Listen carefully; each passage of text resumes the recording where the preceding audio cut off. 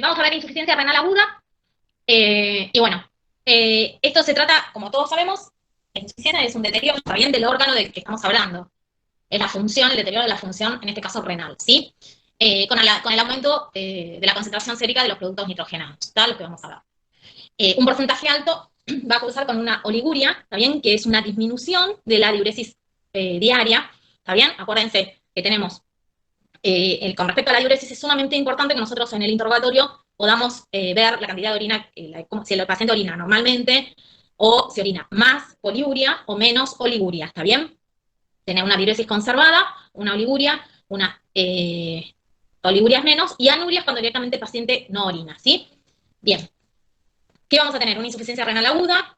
¿Qué viene a ser? Algo agudo, es brusco, está bien, generalmente severo, y sostenido de deterioro del filtrado glomerular. ¿Está? Vamos a tener pacientes generalmente con oliguria, y esto nos va a generar un aumento en la urea y las creatininas plasmáticas, ¿sí? ¿Qué es lo que pasa? Digamos, cuando nosotros tenemos un paciente con una alteración en la función renal, lo que decíamos recién, va a tener una cierta retención de líquido, ¿está bien? Por eso esa oliguria, está bien, digamos, al no tener el filtrado glomerular, ese líquido queda en el organismo, ¿está bien? Me parece que alguien está avisando. Ahí está. Sí, falta Lady Doc. Sí. Buen día. Hola. ¿No estaba otra vez, no? No, tuvo que subir a firmar algo de un concurso. Ah, yes. Bien.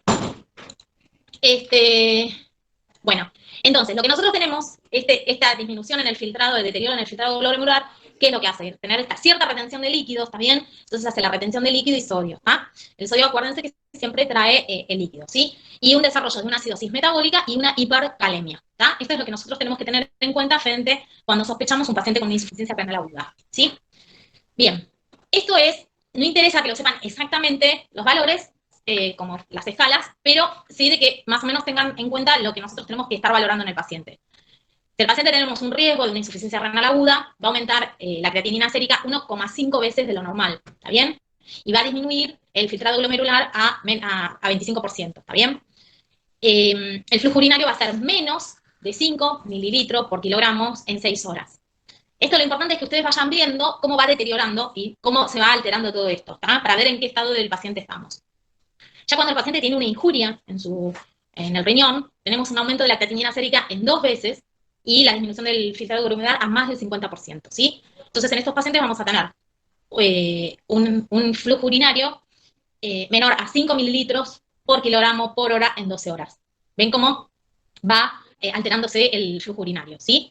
Cuando ya tenemos un paciente con una falla renal, el aumento de la creatinina sérica es por 3 veces, ¿está bien? El filtrado es más de 75, y la creatinina sérica de por sí es mayor a 4, ¿sí? Entonces acá tenemos que este flujo urinario es menor a 3 mililitros kilogramos hora en 24 horas, ¿sí? O una anuria de 12 horas.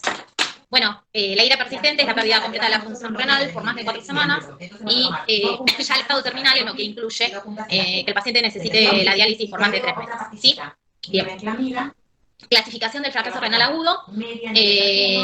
Tenemos, con respecto a la diuresis, lo que nosotros vamos a ver si el paciente es oligúrico, ¿está bien? Menor a 0,5 mililitros orina kilogramo día, o 400 mililitros día, que también nosotros, esto es algo que lo controlamos generalmente, o hacemos que el paciente vaya orinando, si lo tenemos internado, para ver en un troquel donde vamos viendo la cantidad de orina que hace por día, o con las ondas vesicales, donde cada turno de enfermería va diciendo la cantidad de orina que tiene en cada turno, y se anota eso y después se hace la cuenta, ¿está bien? Bien. O puede tener diuresis conservada. Bien.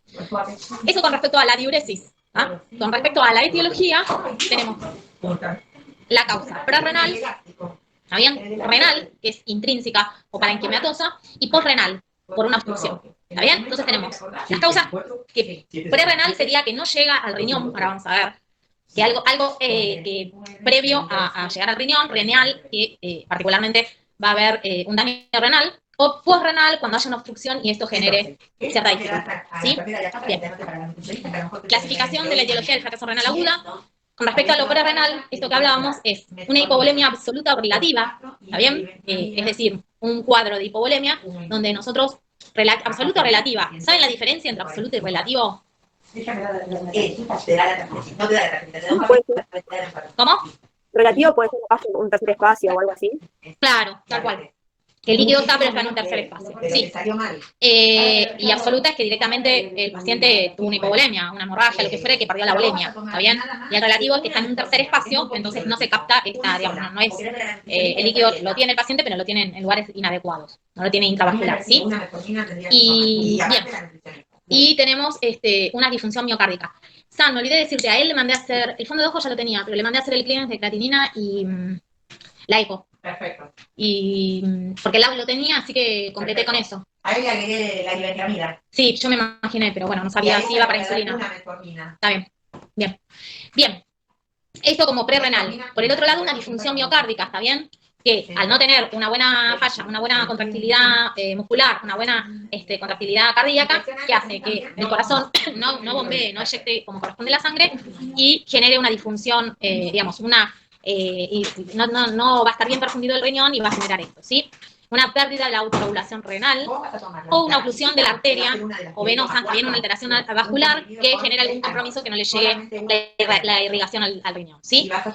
Bien, por el otro lado tenemos las propias del fracaso renal, pero por parenquimatosa, por el riñón en sí, vasculitas de pequeños vasos, glomerulopatías, ¿está bien? Glomerulonefritis, nefritis intersticial, necrosis tubular aguda, son todas causas que nos van a generar un daño en el riñón y que esto nos va a generar esta insuficiencia, ¿sí? Tenemos la parte isquémica y la parte de los factores nefrotóxicos, ¿sí? También. Y el postrenal es el que se da generalmente cuando el paciente tiene una obstrucción a nivel uretral, generalmente por próstata, o alguna otra obstrucción por alguna o lo que fuera, que bueno, esto genera una alteración en la función renal, ¿sí? Esto todo es importante que nosotros cuando veamos al paciente pensemos, ¿está bien? Porque muchas veces, no muchas veces, generalmente tenemos que hacer el diagnóstico rápidamente si este paciente es de insuficiencia renal aguda, cuál es la causa, si es prerrenal, renal o postrenal, como para poder empezar a actuar, ¿sí? Bien. Epidemiología, 209 casos por millones de habitantes. Las causas, lo que dijimos, la necrosis tubular aguda, la ira prerrenal, la insuficiencia renal crónica reagudizada, la causa de obstrucción, nefritis tubular intersticial agudo, ¿está bien? Patologías parenquimatosas y de los grandes vasos. Todo esto es lo que, bueno, nos pueden llegar a generar las causas, ¿sí? Bien. Tenemos la mortalidad asociada a la ira. En los pacientes, ira en total un 45%, y ven como un 39% de los pacientes que no los tenemos internados en UTI y un 71% de los pacientes que tenemos internados en UTI. Es decir, las causas que generen el daño, ¿no?, del riñón, que sea tan grave como para necesitar la internación en UTI, hace que estos pacientes tengan una alta tasa de mortalidad, ¿sí? Bien. Bueno, acá más o menos lo que dijimos recién, causas, tanto la clasificación como para ver las causas, ¿no? Prerrenal funcional, la alteración funcional sin daño estructural de los riñones. Es una alteración que nos va a dar, para que momentáneamente va a tener una falla renal, ¿sí? Producida por una disminución de la perfusión renal, lo que hablábamos hace un rato, que revierte rápidamente cuando se corrigen las causas que lo motivan. Ahora creo que más adelante, bueno, es muy común en los abuelos deshidratados, las personas mayores, donde, digamos, los órganos sufren un poco más todo digamos, por la vejez, sufren un poco más todos estos cuadros, más que los pacientes ancianos no tienen el sentido de la sed tan, digamos, el centro no lo tienen tan estimulado, entonces no toman demasiado líquido, ¿sí? Entonces, generalmente, un día de calor, que toman poco líquido y demás, pueden rápidamente hacer un cuadro de deshidratación, ¿está bien? Cuadros de deshidratación, también están cuadros de enterocolitis, gastroenterocolitis, donde el paciente tiene vómitos y diarrea, y esto puede hacer alguna alteración en digamos, deshidratar al paciente y generar una insuficiencia renal. Entonces, esto es una de las primeras cosas que tenemos que pensar en una insuficiencia renal aguda de causa prerrenal, ¿está bien? Bien, es muy, muy común. La prerrenal es muy, muy común, ¿sí? Bien. Y una vez que uno ve este cuadro, rápidamente puede corregir la función y mejora rápidamente, ¿sí? Renal o parenquimatosa es el deterioro brusco de las funciones renales ocasionado por una lesión anatómica de cualquiera de las estructuras renales, glomérulos, tubérculos y intersticios o vasos. Cualquier cosa que afecte, o sea, una glomerulonefritis, ¿está bien? Cualquier cosa que afecte directamente al riñón, pero en el parénquima directamente, ¿está bien? Entonces esto no va a producir una alteración en su función, ¿sí? Y la obstructiva es la dificultad de eliminar la orina producida al exterior como consecuencia de una obstrucción intrínseca o extrínseca. Lo que decíamos, extrínseca generalmente es la próstata, ¿cómo es? Rodea a la uretra, ¿está bien? Entonces, una hiperplasia prostática generalmente lo que hace es aumentar de tamaño y ahí al aumentar de tamaño extrínsecamente, digamos, por fuera de la uretra, lo que hace es comprimir la uretra. Y acá tenemos lo que es un paciente que, bueno, que va a tener una insuficiencia renal postrenal, ¿está bien? Y una intrínseca es que alguna lesión, alguna tumoración, algún cálculo, algo intrínsecamente en la vía urinaria, que sea, esto que les queda, ¿no? El concepto, algo intrínseco, un cálculo, un tumor, lo que fuera, por dentro de la vía urinaria, hace que obstruyen y lo mismo tener una dificultad, digamos, para orinar y esto genera una insuficiencia postrenal. ¿Sí? ¿Bien? Bien. Por eso, cuando viene el paciente, nosotros tenemos que pensar y preguntar todos los antecedentes y encasillarlo en el lugar donde podemos ver de que este paciente esté afectado. ¿Sí? Bien, causas de ira funcionales, disminución del volumen efectivo, disminución del gasto cardíaco, el volumen efectivo, por ejemplo, lo puede estar perdiendo, o con un cuadro de una deshidratación, donde el paciente se encuentra con un cuadro de diarrea, vómitos, entonces tiene disminución en el líquido, o el volumen efectivo, lo que decíamos, o que está yendo a un tercer espacio y el paciente tiene edemas y no está yendo, no está dentro del vascular, ¿está bien? El líquido no está dentro del vascular, o un shock hipovolémico, que el paciente tenga algún sangrado importante, entonces la volemia disminuye, ¿está bien? La disminución del gasto cardíaco es esta insuficiencia cardíaca que hace que el paciente, que la fracción de eyección del corazón no sea suficiente y que no llegue a perfundir bien el corazón. Una vasodilatación periférica, ¿está bien? Donde no permite llegar a una buena perfusión al riñón, o una vasoconstricción renal, ¿está bien? Al revés, se obstruye, se contrae el vaso y no le llega una buena perfusión. Vasodilatación aferente y vasoconstricción aferente. Y dentro de las parenquimatosas, la necrosis tubular aguda, la nefritis túbulo intersticial agudo, la necrosis cortical o la oclusión arterial. ¿Está bien? Bien. Causas más frecuentes de las extra y de las intrahospitalarias. Esto también lo tenemos que tener en cuenta en qué contexto está el paciente. Si el paciente es un paciente que viene con una insuficiencia renal desde su domicilio, digamos, desde un paciente de la comunidad, o si el paciente en el transcurso, van a ver, a veces cuando en las historias se pone paciente que ingresa por tal motivo, por ejemplo, una hemorragia digestiva, y como interrecurrencias presentó una insuficiencia renal, una interrecurrencia presentó una infección, ¿está bien? Patologías que se dan dentro del ambiente hospitalario donde el paciente está internado, ¿sí? Entonces, como extrahospitalarias, ¿qué vamos a tener? Lo que yo les decía, la prorrenal funcional es sumamente frecuente, ¿está bien? Es muy frecuente y la tenemos que pensar, sobre todo, como les digo, en personas mayores donde tienen mayor predisposición a los cuadros de deshidratación, ¿está bien? Donde capaz que no tienen la constancia de tomar líquido, capaz que no pueden, no están controlados, y bueno, y rápidamente se deshidratan. Los días de mucho calor, por eso generalmente uno les trata de decir que no salgan en los horarios con mucho sol, porque la transpiración acuérdense de que son todos métodos de la transpiración es donde el paciente pierde mucho líquido también, ¿está bien? Entonces, todas esas cosas uno las tiene que prever. La parte obstructiva, ¿está bien? Muchas veces vienen pacientes con una insuficiencia renal aguda, un fallo renal aguda, por el paciente tener una hipertrofia prostática y tener una retención aguda de orina, ¿está bien? Entonces esto le va generando inconvenientes, ¿sí?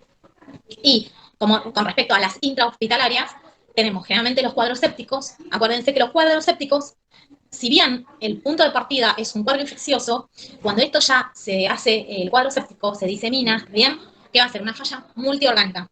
Comienza con una falla, una insuficiencia hepatorrenal, que le decimos, donde vamos a tener la alteración y la insuficiencia hepática y la insuficiencia renal, ¿está bien? Y posteriormente va a empezar a ser toda una falla multiorgánica, donde ya el paciente cursa con un cuadro grave y muchas veces el deceso, la muerte del paciente, ¿sí? Esto es algo que nosotros lo tenemos que valorar. Por eso, vieron que siempre insistimos con los laboratorios que uno pide en un ingreso del paciente. Y que yo a veces le digo, chicos, esto no puede faltar, bueno, hemograma, glucemia, urea, creatinina, un hepatograma, es como que, y si pueden una orina y un guiono, es como que en un inicio no pueden faltar, porque de ahí nosotros podemos más o menos ver en el estado que ingresó el paciente y si hubo alguna complicación. Y para repetir, generalmente van a ver en las evoluciones que hacemos en la sala, que generalmente la urea, la glucemia, el hemograma, son cosas que las pedimos a diario. Y si no a diario, día por medio, pero vamos controlando generalmente a los pacientes internados con la urea y la creatinina para ver la función renal. ¿Sí? Bien. Como les decía en un principio, los cuadros sépticos, si bien vienen a punto de partida, si bien vienen a punto de partida de un cuadro infeccioso, una vez que hacen la cascada, está bien, del proceso inflamatorio, ya es la falla multiorgánica, ¿está bien? Por más de que el antibiótico sea el adecuado, ya la cascada que se arma de inmunidad es lo que lo va a dañar al paciente, ¿sí? Bueno, puede ser que haga una ira postquirúrgica, ¿está bien? Por alguna operación, algo que genere una insuficiencia renal postquirúrgica, o también nefropatía con contraste. Hay que tener muy en cuenta los contrastes, siempre están contraindicados en las pacientes.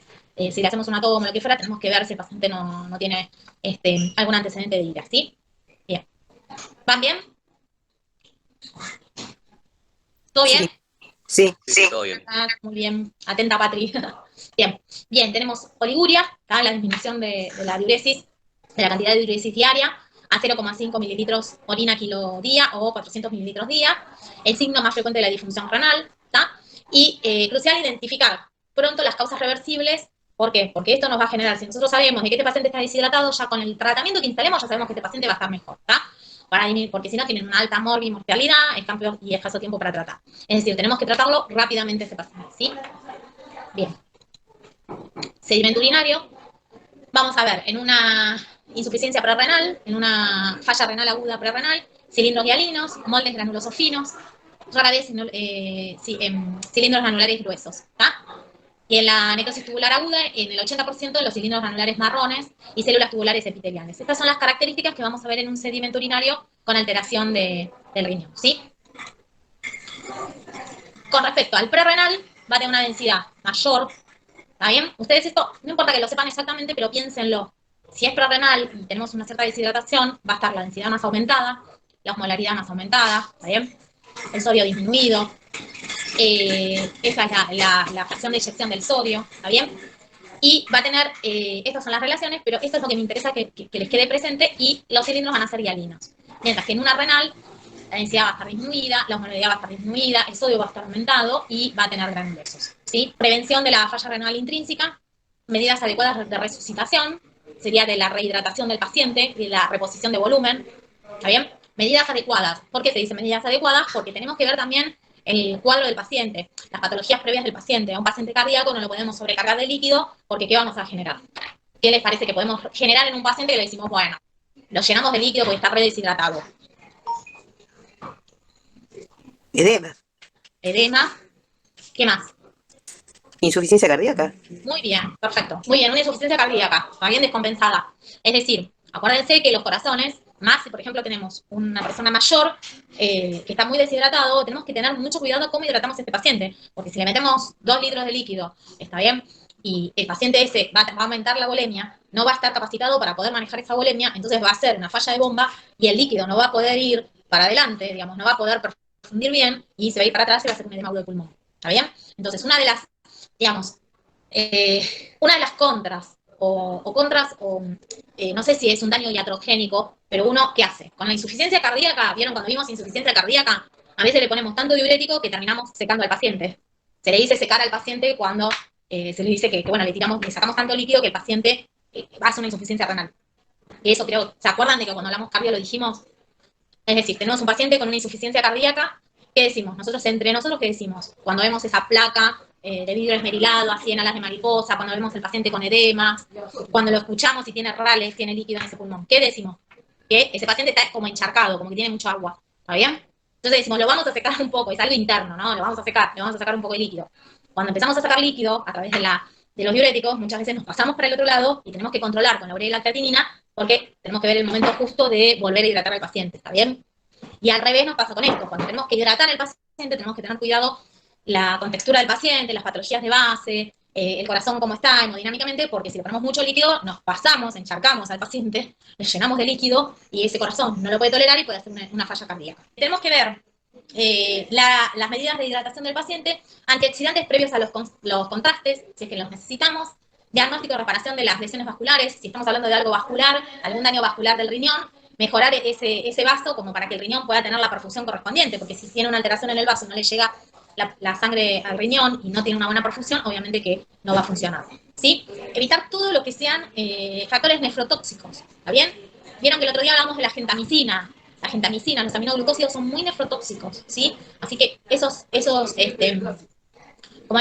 antibióticos los tenemos que usar exclusivamente cuando no tenemos otra opción, ¿está bien? Muchas veces nos pasa que bueno, dentro de los cultivos tenemos la única opción, ¿está bien? O casos muy graves donde los tenemos que poner. pero si el paciente tiene un antecedente de insuficiencia renal o tiene una alteración renal, está cursando con una alteración renal, evitar todo tipo de aminoglucósidos, antiinflamatorios, está bien, los contrastes radiológicos y la alcalinización e hidratación. Es sumamente importante volver a hidratar a este paciente para que le vuelva a mejorar la perfusión de ese riñón, ¿sí? Bien. Tratamiento del fracaso renal en actuaciones urgentes, optimizar el flujo glomerular, sobrehidratación, que es lo que decimos, control hemodinámico, y vasodilatadores con dopamina, ¿está bien? Estas son digamos, por un lado, sobrehidratamos al paciente y por el otro lado hacemos una vasodilatación, ¿sí?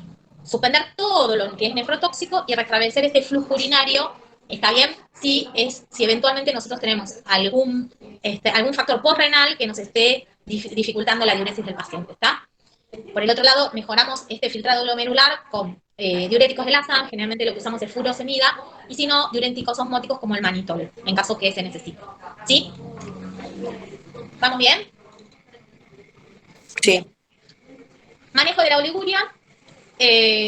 Los modelos en animales para restablecer la diuresis han fallado en ensayos clínicos, incluso se han planteado su contraindicación. Estos son lo que nosotros podemos manejar: el péptido natriurético, los diuréticos generalmente de apuro, y la dopamina a dosis renales. ¿Ya? Todo esto generalmente son manejos de pacientes de pacientes que muchas veces necesitan internación en terapia, depende del grado de gravedad del paciente, ¿sí? Hay muchos que no, que los tenemos en sala y bueno, van mejorando. Yo creo que les conté, el año pasado tuvimos, en plena pandemia, porque pobrecito pasó por creo que se los conté en todas las rotaciones. Ingresa un paciente con una insuficiencia renal aguda, que yo no les quiero exagerar, pero me parece que tenía 9 de creatinina, no estoy segura, pero creo que tenía valores altísimos, o 7, no me acuerdo exactamente. Bueno, y este paciente había estado, y era agudo, porque nosotros, para cómo era justo en el peor momento de la pandemia, no, este año fue, no el año pasado, este año en abril, ¿se acuerdan cuando se armó todo el pico nuevo de COVID? Acá vimos la parte de pediatría para atender. ¿No te acordás del paciente ese de después de la endocarditis? ¿Cuánto tenía la creatinina? ¿Era 9 o 11? ¿O 7? 9. 9 era, ¿no? Los primeros. Los primeros. Pregunta, ¿ves esta fila acá? Sí, y le decís a Betty, porque no tenemos para hacer la prueba. Pero el otro día ella le hizo una DEXA por eso. Le hace una DEXA y la hace, ¿viste? Porque en otros lugares no te lo hacen. No le hacen a nadie. Sí, decile a Betty o a Morena. ¿Qué les estaba diciendo? Bueno, ese paciente ingresa con una insuficiencia renal aguda. ¿Por qué les digo que era aguda? Porque había estado internado en el hospital de Quilmes, acá ingresó en abril, y había estado internado en marzo por una infección urinaria, una pielonefritis, donde, bueno, lo tratan, mejoró, y los valores que tenía la epícrisis eran estrictamente normales. Estaba como para volver a hacer un urocultivo para control. Bueno, acá ingresa con una infección urinaria, aparentemente o fue resistente al tratamiento o se reinfectó el paciente, ingresa con una infección urinaria y una insuficiencia renal importante. Estaba deshidratado, acá tenía... y lo que no sabíamos era, porque se estaba tratando con el urólogo, no sabíamos si era postrenal o prerrenal en un principio. El paciente tenía déficits neurológicos, déficits cognitivos, así que bueno, nos manejábamos por teléfono, pero en ese momento los familiares no podían venir porque era el peor momento, y nos manejábamos por teléfono con el hermano, o el hermano venía y nos contaba, ¿no? Que bueno, este paciente, cuando lo vemos con Sam, estaba febril, lo hisopamos por las dudas, había salido bien. Bueno, empezamos a tratarlo, empezamos a hidratarlo, a mejorarle toda la función renal, antibióticos para la infección urinaria. Y les digo, a los 2 días estaba hipotenso, muy pálido, le hago un tacto rectal y tenía melena. Bueno, pedimos la endoscopía, le pedimos la endoscopía, había hecho una gastritis erosiva por la urea, con los valores elevados de urea. Bueno, mejoran, baja el hematocrito tenía 38 hematocrito y baja a 20, lo transfundimos, le hacemos la endoscopía, le ponemos, bueno, la medicación y demás, mejora el hematocrito, mejora la función renal, pero llamativamente fue bajando hasta normalizarse a la otra semana. La próstata estaba un poco aumentada, pero no bien, no estaba mal. Mejora la fiebre, no tuvo más fiebre, qué sé yo, bien. Mejora la hemorragia digestiva, bien. Un día lo voy a revisar, le escucho un soplo. Digo, y viene la enfermera y me dice, le digo, ¿le tomás la temperatura? Le escucho el soplo y lo noté medio calentito. Le digo, ¿le tomás de vuelta la temperatura? Le toma y tenía 37,5. Miro el laboratorio, estaba un poquito anémico, no demasiado. Bueno, lo vuelvo y le pido una placa. En ese momento es como que también siempre queríamos descartar COVID, ¿no? Porque, nada, más allá de que a mí esto me estaba dando el soplo que le había ocultado, más más la fiebre, más la anemia, se me iba para el lado de endocarditis. No tenía ni en los dedos, otras características no tenía. Pero bueno, también estábamos en el contexto COVID. Digo, a ver si de algún otro paciente se agarró COVID, porque los teníamos todos en una sala. Por eso cuando ingresaban los pacientes, y por eso no dejábamos pasar a los familiares, porque teníamos varios en una sala, porque no había camas en el hospital. Bueno, le pedimos el laboratorio. La placa estaba infiltrado bilateral. Podía ser un COVID, podía ser cualquier cosa. Bueno, nada, le hacemos el ecocardio, lo mandamos a hacer afuera porque el aparato de acá no anda. Bueno, le hisopamos negativo para COVID. La placa horrible. Y que bueno, se podía confundir por lo que recién decíamos, o un cuadro inflamatorio, infeccioso, o un cuadro de sobrecarga, un cuadro cardiológico. Bueno, la cuestión es que, bueno, finalmente le pedimos el ecocardio, era una endocarditis, se había comido toda la, por un estáfilo, se había comido toda la válvula, así que bueno, conseguimos la derivación para el hospital Fino Quieto. Empezamos con todo el tratamiento, los infectólogos le pusieron todo el tratamiento para la endocarditis, se fue al Fino Quieto y después nos contó el hermano que bueno, que él no se quiso operar y bueno, ahí no sabemos qué pasó, pero pasó por todas las variantes. Pobrecito, todo. Para cómo tenía miedo y qué sé yo, difícil. Y con el tema de la pandemia, que bueno, el hermano a veces lo veía desde el pasillo, digamos, fue difícil. Pero bueno, este paciente las presentó todas. Bien, bueno, ¿qué hacemos? Al manejo de la oliguria le hacemos diuréticos, está bien, generalmente furosemida, está bien, y si no se incrementa la producción de orina, doblar la dosis de furosemida o añadir tiacidas, y si no hay respuesta, se hace dopamina a bajas dosis, ¿sí? Bien, ¿qué tenemos que hacer en el tratamiento conservador? Corregir todos los trastornos hidroelectrolíticos, tenemos que ver bien cómo está el potasio, cómo está el sodio, ¿está bien? Siempre pedir el ionograma en un paciente no dejar de pedir el ionograma en un paciente con alteraciones renales, ver la hiperpotasemia, si el paciente tiene una acidosis metabólica, ¿está bien? Si tiene una sobrecarga hídrica, ¿está bien? Generar una profilaxis de infección, de las infecciones, por eso lo que el otro día hablábamos de evitar las ondas, ¿está bien? Siempre que sea posible, digamos, o catéteres inútiles, todo lo que sea vías, generalmente, bueno, ustedes no estuvieran haciendo sala conmigo, pero generalmente si no es necesario, si uno puede evitarlo, lo evita porque son mecanismos de entrada de los gérmenes, ¿está bien? Y antibióticos empíricos, digamos, no tratar de tirar mucho tratamiento empírico, sino ver la infección. Digamos, en un principio uno, hasta que tiene el cultivo, genera un tratamiento empírico, pero posteriormente, una vez que tenemos el dato del hemocultivo ya, o del urocultivo, ya rápidamente corregir y cambiar el ATB, cambiar el esquema de ATB, ¿sí? Profilaxis de la hemorragia digestiva, justo lo que hablábamos de este paciente, ¿está bien? Y el soporte nutricional, ¿sí? ¿Qué vamos a hacer? Vamos a ver los cambios que puede llegar a tener, hacer un electro a repetición, para ver si tiene cambios por el valor de la hipercalemia, ¿está bien? En las modificaciones. Y, bueno, todo esto es lo que se dice. Vamos a usar, para antagonizar el efecto sobre la membrana, el gluconato de cálcico.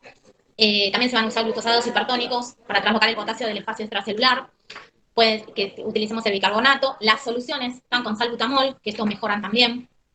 Y eliminar el potasio corporal con los diuréticos de ASA, que la furo es la que más usamos, las resinas de intercambio, y muchas veces estos pacientes necesitan la depuración extrarrenal, si nosotros vemos que tienen criterio de diálisis, hemodiálisis o la diálisis peritoneal, ¿sí?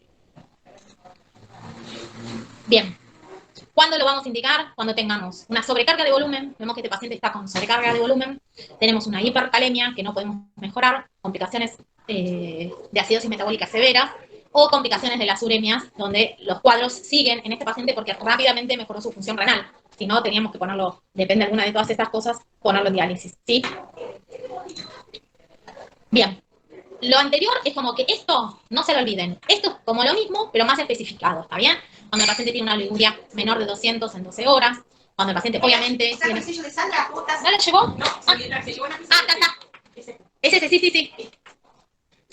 Cuando tenemos anuria o oliguria extrema, ¿está bien? Cuando tenemos una hipercalemia, un potasio mayor a 6,5, ¿está? Una acidosis metabólica severa, donde tenemos un pH menor a 7,1 o 7, una urea de 200, ¿está bien?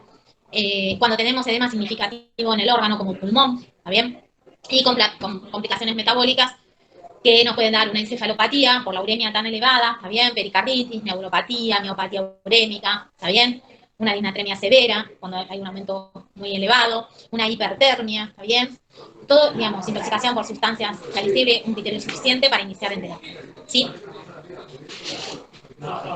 ¿Qué vamos a hacer? La modalidad extracorpórea, intermitente, con las hemodiálisis, continuas. Estos son, depende de lo que el nefrólogo considere si es necesario, si se hace extracorpóreo, donde van a la unidad de diálisis, o intracorpóreo, que es la diálisis peritoneal, que lo hacen en forma ambulatoria los pacientes en sus domicilios. ¿Sí? Bien. La intensidad y la frecuencia, los días y días alternos, generalmente van lunes, miércoles y viernes, depende de eso, depende el grado de daño renal que tenga y lo van controlando, ¿sí? Mayor urea e interdiálisis, cuando tenemos que aumentar la frecuencia más días en la semana, es cuando tenemos más urea entre diálisis, ¿está bien? Porque se hace la depuración, el paciente supuestamente se le depura todos los órganos nitrogenados y si para volver a una normalidad, y si ese paciente para la otra diálisis aumenta sus valores, bueno, es como que se hace como más frecuente. Cuando tenemos una mayor sobrecarga, hola, ¿cómo estás? ¿Todo bien? Una mayor sobrecarga de volumen, cuando hay mayores complicaciones gastrointestinales o infecciosas, gastrointestinales lo que hablábamos hace un rato, o infecciones, ¿está bien? ¿Me necesitabas? Menor nutrición parenteral, ¿está bien? Esto es cuando nosotros tenemos que aumentar la frecuencia de entre las diálisis, ¿sí? ¿Y cuál es el tratamiento más adecuado? La selección va a depender, lo que hablábamos hace un rato, de la severidad de la ira, del estado hemodinámico del paciente, de las comorbilidades y de la experiencia local, de lo que uno pueda tener accesibilidad, ¿bien? Generalmente nosotros tenemos derivación y se derivan los pacientes a las unidades de diálisis. Acá no tenemos para hacer diálisis, pero bueno, acá se hace toda la parte clínica y se deriva, ¿está? Y, bueno, ver si esto se trata de una ira aislada, de una ira complicada o de una ira severa, ¿está bien? Frente a la severa, frente a una falla multiorgánica, donde tenemos, lamentablemente, generalmente desenlaces negativos por el cuadro tan grave, ¿sí? Por la inestabilidad hemodinámica. ¿Vamos bien? Ya terminamos. ¿Todo bien? Sí. Bueno, Gracias. bueno. Gracias. Gracias, doctora. Tengan linda día. Gracias. Gracias.